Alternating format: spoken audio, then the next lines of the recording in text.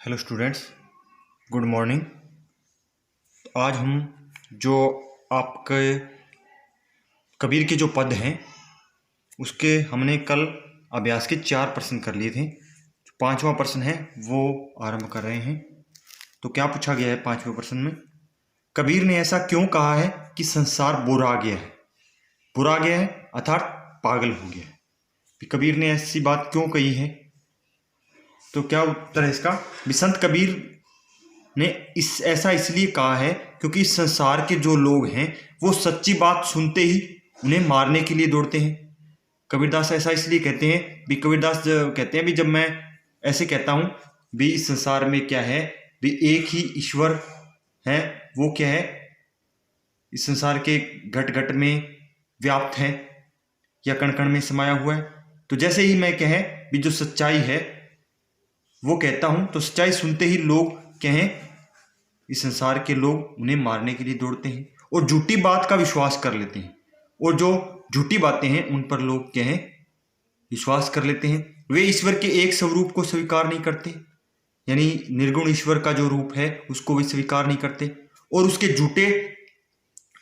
उसके झूठे स्वरूप को पत्थरों और वृक्षों में ढूंढते हैं। यानी जो भगवान का स्वरूप है उसको वे पत्थरों या वृक्षों की जो पूजा करते हैं उनमें ढूंढते हैं।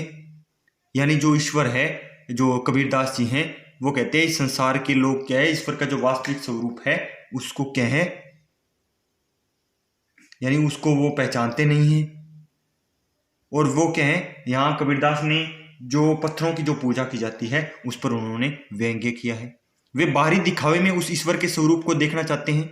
यानी लोग जो तरह तरह के जो दिखावे करते हैं, तीर्थ का, व्रत का, उनको वो क्या है बाहरी दिखावे में उस ईश्वर को वो देखना चाहते हैं संसार के लोग, परंतु अपने हृदय में सच्चे स्वरूप को देख नहीं सकते।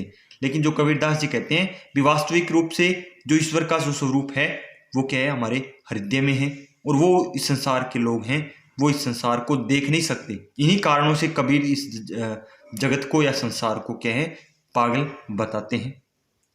प्रश्न नंबर 6 है, कबीर ने नियम और धर्म का पालन करने वाले लोगों की किन कमियों की ओर संकेत किया है? यानी कुछ ऐसे गुरु होते हैं या कुछ ऐसे व्यक्ति होते हैं जो नियम धर्म का पालन करते हैं, उनकी किन कमियों की ओर उन्होंने संकेत किया है?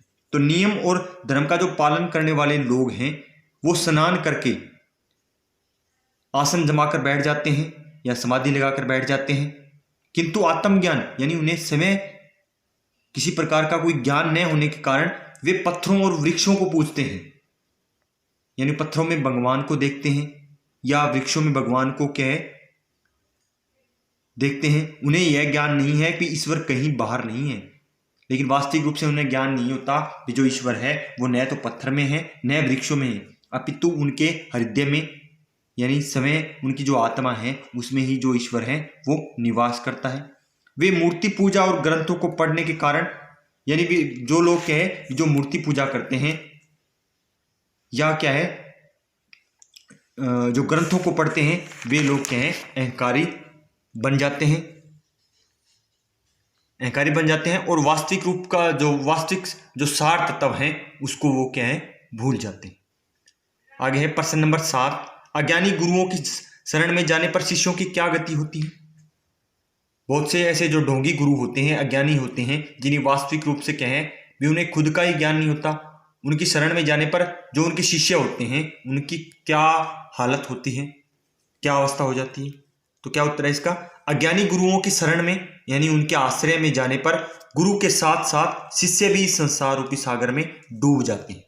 यानी वो गुरु तो डूबता ही है, वो अपने जो शिष्य होते हैं उनको भी इस संसार रूपी सागर में डुबो देता है। उन्हें मोक्ष की यानी उन्हें मुक्ति भी प्राप्त नहीं हो पाती।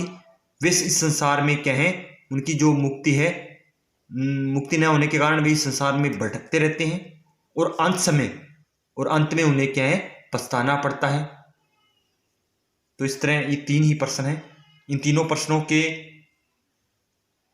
को आपको फिर नोटबुक में अच्छी तरह लिखने हैं और इनको अच्छी तरह लर्न करना है।